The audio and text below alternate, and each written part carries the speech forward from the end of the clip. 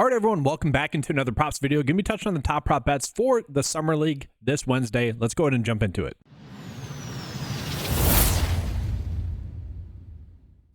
And so right away, just looking at the board, we are getting a couple of discrepancies. That's going to be, probably what we want to attack. But I do want to point out, we aren't getting any DraftKings lines on this, any player props from them. So we really won't be able to gauge whether or not we are getting good lines. Now, we did that on Monday, and that was not a good day. That was the first bad day for the Summer League. It's been pretty decent other than Monday. And as you can see, we have one game going on right now, one game that will have been started by the time this video gets uploaded, so I'm going to be concentrating on the rest of these games.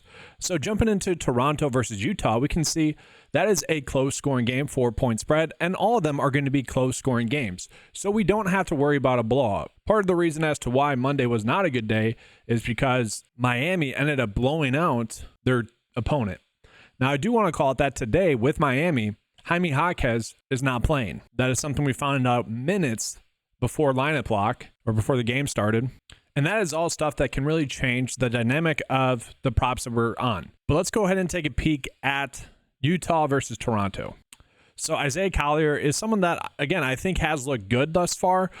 Usage probably isn't where I would like it to be. I don't know for sure what his usage is at. We don't have that stat for NBA Summer League. But, he's 4 for 11 there, 5 for 13, playing a lot of minutes, okay? 7 turnovers is terrible, though, right? That is bad. 3 steals, though. What I was really shocked by was the lack of assists there in the last game. And so when we look at the lines that we're getting for him, it does somewhat make sense why we are getting some prop line differences there because, yeah, it is kind of tougher to gauge what he's going to do. If he's going to continue to shoot 10 plus times, you would hope he'd be able to get to 12 points or so. At the same time, that probably just feels like a stay away prop. Now, what you guys will notice is that the PrizePicks board is going to be extremely limited, okay? And so we're probably mostly just focusing on underdog, but we also are going to be concentrating a little bit on pick 6 then as a result. For the first 2 games, though, we will not be because those games are not on that said slate, if that makes sense. So looking at right now, we got 2 other prop bets for Utah, no prop bets for Toronto. And we look at Taylor Hendricks, it does make sense for him to continue to get minutes. Everyone else for Utah, we do worry about kind of who's going to get minutes for them. Now, he is someone that did have a terrible game last game, 0 for 6, only 5 rebounds, only 2 assists, but did play a lot of minutes, 26 minutes. Again, if he does get those minutes, if he's going to be playing that much, it's tough for him. It's tough to imagine him having 2 bad games again. And so when we're looking at the lines that we're getting for him, I don't mind the idea of betting the overs for him. At the same time, it does feel like we're probably forcing that a little bit just to make a prop bet. And so I don't want to do that. Then again, we look at the rookie as well. Will he continue to get minutes? It is tough to say. This is something where I do think it's going to be worthwhile to potentially look at. You have Kenneth Lofton there as well. He is someone that I could potentially see sitting. If he were to sit, then yes, we would probably want to be looking at some of the overs here. It really just depends on minutes. 5 rebounds seems to be extremely low. And the reason why I think Lofton could sit is he's kind of an established player at this point. Once we get into the 3rd, 4th games of NBA Summer League, we start to see some of those veteran players sit out, like Jaime Jaquez. There's no sense of getting him minutes. And so we could potentially see Taylor Hendricks sit. Baisley is someone that should sit as well or not get as many minutes. Like, these are somewhat established players now. You don't need to get looks at them. You need to get some looks at your younger guys. And so I'm kind of talking myself into potentially over rebounds, maybe over points, rebounds, and assists here, just because if the minutes are there, that's a good edge for us. Let's go ahead and jump into the Boston versus Charlotte game. So this game is a 4.5-point spread, a low scoring game as well. We have no games in the 180s. We had been seeing some of those earlier on, and now we're just not getting those. But I like to see that none of these games are projected to potentially be blowouts. That actually is encouraging for, predictability purposes. Now, when we look at Charlotte, again, part of the equation is figuring out what's going to happen with some of their minutes. We look at Nick Smith Jr. He is someone that has already played a decent amount for them in the Summer League, even before these last 2 games for the official Summer League. And he's been playing well, has been shooting the basketball a lot, right? I mean, 17 shot attempts in game 1, 21 shot attempts in that previous game. He went 3 for 13 from 3. I mean, that was terrible. And he still ended up with 18 points. He has had an extremely high usage rate thus far. And so it makes sense why his points, rebounds, and assist is at 25.5. If he is shooting the basketball 10 times again from 3-ball range, I would absolutely want to be on his over. At the same time, he is someone, again, someone makes sense potentially for him to sit. Now, I do want to take a look at their Summer League record. So they are actually 2-0. Okay, so we look at the game log against Denver, maybe trying to win. They got Simpson with a lot of minutes there. Brandon Miller did not play, though, so we got to factor that into the equation. Is Brandon Miller going to play? If Brandon Miller were to sit again, yeah, Nick Smith is going to have a lot more usage.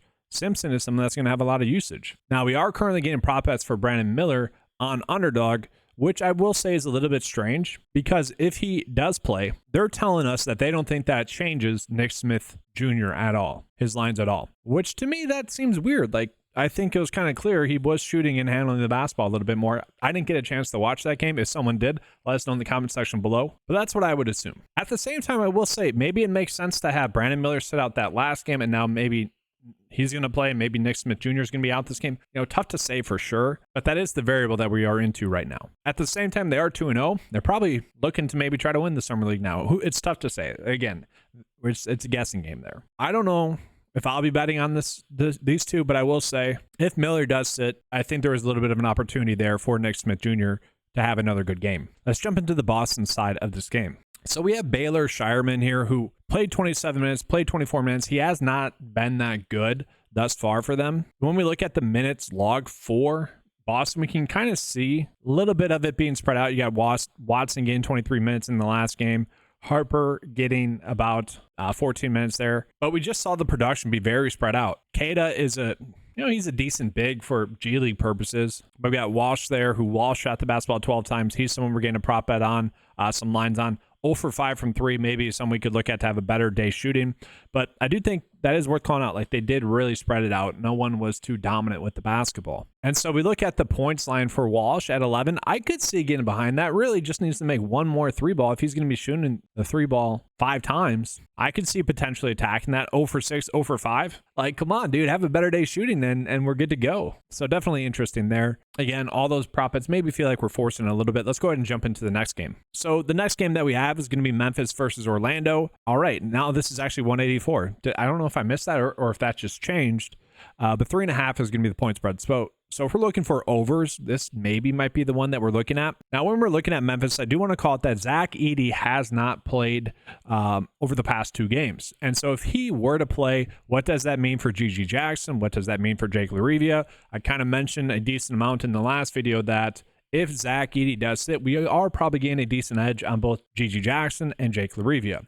I would say that's also going to be the case again today, but we are now more games removed from Edey being injured, and it did not look like a significant injury watching it. And so I kind of think he's more likely to play. They are 2-0. Again, are they trying to win the NBA G League? Maybe if they're 2-0, right? They might just decide, all right, let's go for it. And so just going over the players real quickly for Memphis, I will say I'm a little bit shocked that Scottie Pippen Jr. hasn't done better than he's done. I mean, 19 points, 16 points, 5 steals. Like, that's not bad.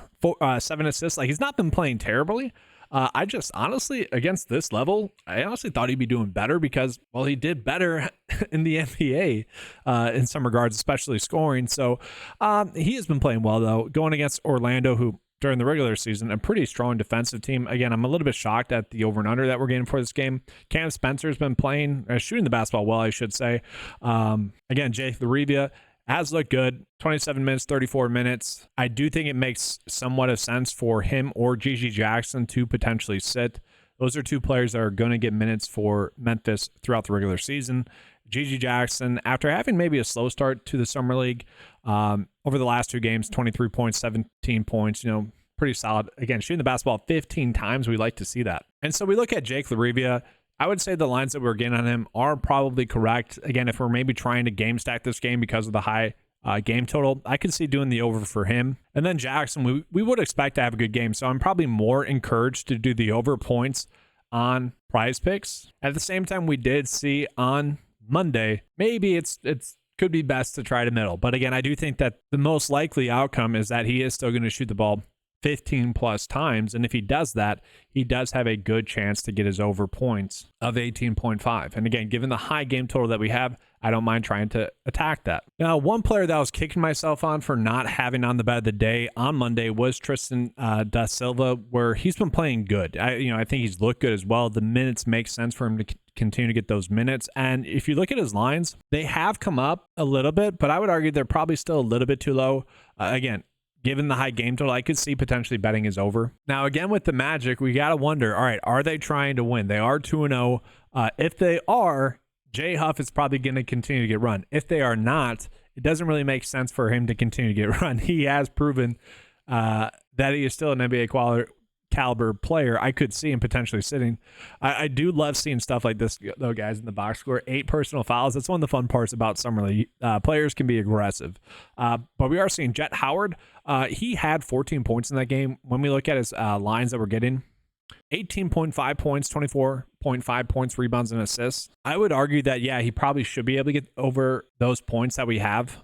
It's a little bit shocking that he only had 11 points. He's someone that averaged over, I would have to look at my notes. I believe it was like 15.5 points in last year's G League. Had a good preseason last year. Just a little bit shocking that he only had 11 shot attempts. I mean, look at the game against Cleveland. 15 shot attempts in 23 minutes. That one probably feels like we'd be forcing it a little bit, but again, I wouldn't mind it. I do think our best lines that we're getting on the slate are probably running their overs, and we got Zach Edey now. All right, so maybe he's playing. Again, I find that super fascinating that we are getting lines for GG, Jake LaRivia, and Zach Edey. If they all play, like, it might not be a bad idea to bet their unders, honestly, because they're all going to be eating into each other. And yes, Edey could play at the 5, Jackson could play at the 4, LaRivia could play at the 3. Like, that could happen. Again, I just don't expect that to, but kind of who knows. And that is mostly because we haven't been getting that many lines for them. Today we have a line for Ryan Dunn.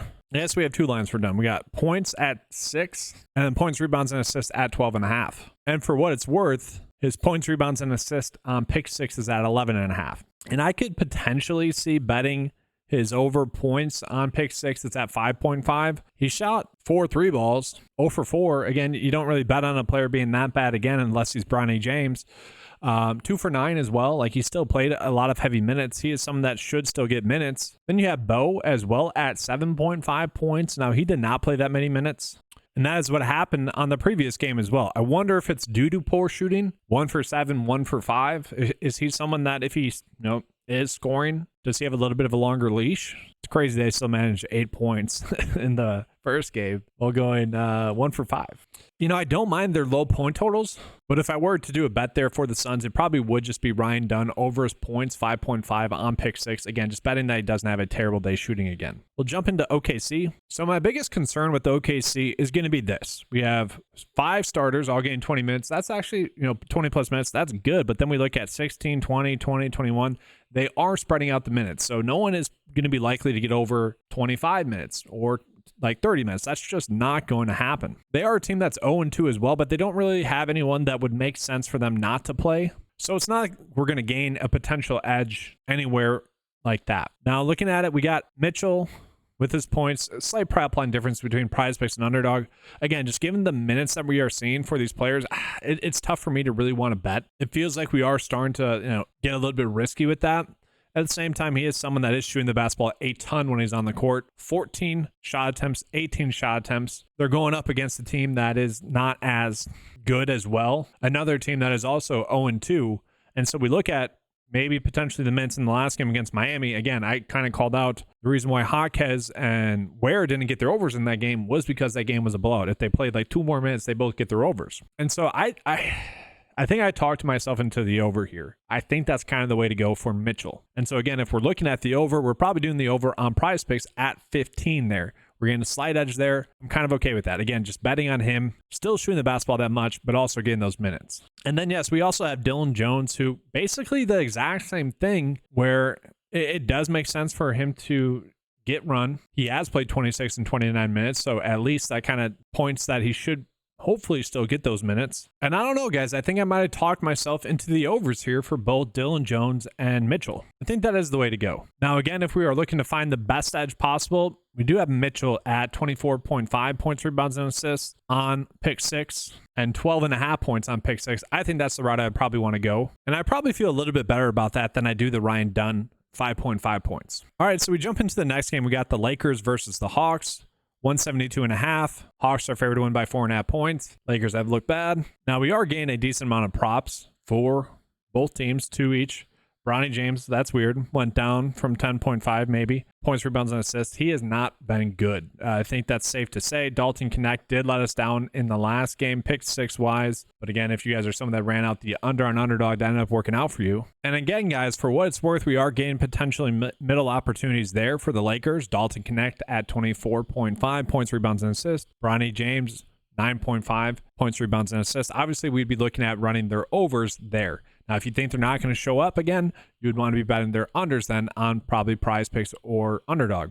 PrizePicks, we're not getting the 9.5 points, rebounds, and assists for Bronny, so we'd obviously just do Dalton Connect there. Now, we do look at that last game for the Lakers. I mean, Connect shot 21 times, 35 minutes. I mean, that's insane. And so really, if he continues to get that much run, it is going to be tough to imagine him not getting over at least the points. And his points line on pick 6 is set at 27.5 or 17.5. And so, again, I probably like that over. If he's going to continue to get those minutes, which it does make sense for him to continue to get that much run, and he is still shooting the basketball that much. I mean, 21 shot attempts, 18 shot attempts, didn't have as many 3-ball attempts as we would like. I do think I like the over, especially on pick 6 there. Again, if you guys are hearing that and saying, no, I don't want to do that, I don't want to go through that again, bet it's under then on Underdog or PrizePicks, because that's obviously when it's off by 1, that should not be happening. 1 point, that should not be happening. Yeah, Bronny James, I don't know what to do with, honestly. He just has looked bad. There's the famous now Jaylen Brown, Angel Reese conversation going on there, where basically saying he doesn't look like an NBA player, which is true. He hasn't looked like an NBA player. We'll see. It's a fun conversation topic for sure. He should probably just spend time in the G League, a bunch of time, gain those reps in. It's a fun conversation topic. Obviously, I don't want to bet on someone like that, though. All right, so then we go ahead and jump into the other side of this game. We are getting a slight prop line difference here. I'm not going to try to the French name. I butchered it last video. I don't want to butcher it again here. It's shooting the basketball a decent amount. A lot of threes as well. 1 for 7, 3 for 9. The points were down last game because he wasn't shooting the basketball that well. Is he going to play better tonight after a poor night shooting the previous night? Potentially. I mean, there is that potential there for sure. Lower scoring game, though. Don't know if we exactly need to be chasing that. Again, I want to call it there is a prop line difference there, especially for points, rebounds, and assists. 22.5 does seem to be a little bit too high. But again, if he's shooting it well, 21.5 also doesn't seem that high. Really, if you're shooting the basketball, obviously 6+ time from 3-ball range. And now jumping into Dylan Windler, who strange lines for a guard, right? 12 rebounds, 8 rebounds, 6 points, 12 points. Not exactly shooting the basketball that much, but playing a lot of minutes. So he's someone I don't want to bet on, but I do want to point something out here, guys. We have another potential minuting opportunity. I think this is probably the best route to go if you guys are attacking this slate. So we have the Underdog line set at 16, the PrizePicks line set at 15.5. Looking at pick 6 here, we're seeing that his line is at 14.5. Really, a good route that we can go here is probably, I originally has points, rebounds, and assists. Really, the best route to go is probably trying to do a middle here. And I want to point out that the Dalton Connect points line is now up to 19. So what I'm going to do is I'm going to do a middle and hope that they both hit, honestly. I'm going to bet the under points on Underdog. I'm also going to bet the over points on pick 6. Hopefully they both hit. I think that's the best route to go today. And then we jump into the last game on the slate, the closest projected game on the slate, Warriors versus Cleveland. Now, my biggest worry with the Warriors is that it doesn't really make sense for their players to still get minutes unless they're trying to win again. They are 2-0. What is that going to mean for their minutes? Are they trying to win the NBA Summer League? That's the question we need to keep asking ourselves. We got Pods there who played 35 minutes. If he's going to be playing 35 minutes, yeah, he's going to go off. Same thing with Jackson. That's just going to happen. If he's playing 30 minutes, he is going to go off and have a good game. And to point out, Kevin Knox is there as well. Say what you want about Kevin Knox. He is a bad NBA caliber player, but he should be able to do what he did last game, which is have a good game against lesser NBA talent. And so I don't know what they're going to do. It's the only way I can sum it up. And I would assume they're just going to keep trying them out. But at the same time, you look at Miami, who was 2-0. They just sat Jaime Jaquez, which, again, that does make sense. So do you really need to continue to get the looks? That's the question I'm asking. If one of those players sits, I do think Santos maybe, and he make sure he's playing. One sec. Well, I would say it would make sense for him to get minutes. I'm not seeing anything on this, so we're just not doing it. We're not using him. But it also makes sense why we're not getting any lines there besides pods. If he does sit, that's going to mean a lot of other Warriors are going to go off. I will say, though, this line that we're getting on him, I would like the over. All of them, pretty much. Probably just going points, rebounds, and assists if I had to choose. But again, if we're doing that, his line on pick 6 right here is 25.5, so it might as well just do that there. And then we look at Cleveland, who Cleveland blew out the Milwaukee Bucks in their last game. The Bucks are just too young and just not that experienced. It was a terrible game to watch. It really was. But what was clear is that Imani Bates continues to look good. Bates was a stud. Tyson was fine in his game. Travers, all of his buckets were just turnover, pass, dunk. That's all he did. And I don't think we're really counting on that again. Nance did look good in the limited work that he got in. And Craig Porter Jr. looked like what Craig Porter Jr. looks like. They are 1-1. I do think it makes sense for some of their players not to get minutes. Why are you going to continue to give those guys run? It just doesn't make sense. And so PrizePicks is not giving us any lines for them just yet, but we are getting those lines again for pick 6. If you're looking to bet on Bates, again, the better route would be to go on pick 6 where their lines are just a little bit too low. If the starters are all playing and everyone's going to play, again, a lot of minutes and this game is actually going to be close, I really like all the overs here. I don't mind that stack if you're just betting on the game. Betting on everyone to play. And the nice thing about on Underdog is if they don't play, it doesn't matter. But that's the risky part on pick 6. If some of these guys don't play and you have them in your slip, that kills your whole slip. Where on Underdog PrizePicks, it doesn't. So there is some risk reward there, especially with this being the late night game. Like if you are using these lines, it's a late night game. If one of them, I mean, there's the potential for maybe Pods and Bates to sit. I don't think Tyson's going to sit, but there is that concern there. So I did want to point that out. And so jumping into the bet of the day today, I do think the best route to go is actually going to be to do this bet on Underdog and then do the exact opposite on pick 6. I think that's the best route to go in terms of making a good and profitable night. Hopefully they middle, but we are getting a 1.5 prop line difference with these two props, which is pretty huge. And hopefully it can be where one site is more wrong than the other, and we can take advantage of that. And then just a small, I shouldn't say small, 4-slip bet. 4-slip bet's pretty big, but you could break this down to 2 slips. And I want to point this out, like on Underdog, this is a middle that you could potentially run out as well, but doing the opposite where you're betting less than, because again, Underdog has the GG Jackson line set at 19.5 points. If you look on Underdog, they have his points, rebounds, and assists at 22.5. Slight edge there, potentially. These are my 2 favorite individual prop bets on the day in terms of like who I want to bet on. Minutes are there for Silva. That's a high-scoring game. I don't mind attacking that game. And then I do think Mitchell is going to continue to get a lot of shots up. Given the fact that those 2 opponents are 0-2, I do like the idea of attacking Mitchell and Jones, who are the 2 players for OKC that we are getting lines for. That's going to be all for today. It's going to be a better day than Monday, most likely. I mean, better be, right? Fingers are crossed, though. Good luck today, guys. If you enjoyed the coverage, make sure to give a like and subscribe. Appreciate you. Thanks for watching. And as always, let's keep cashing.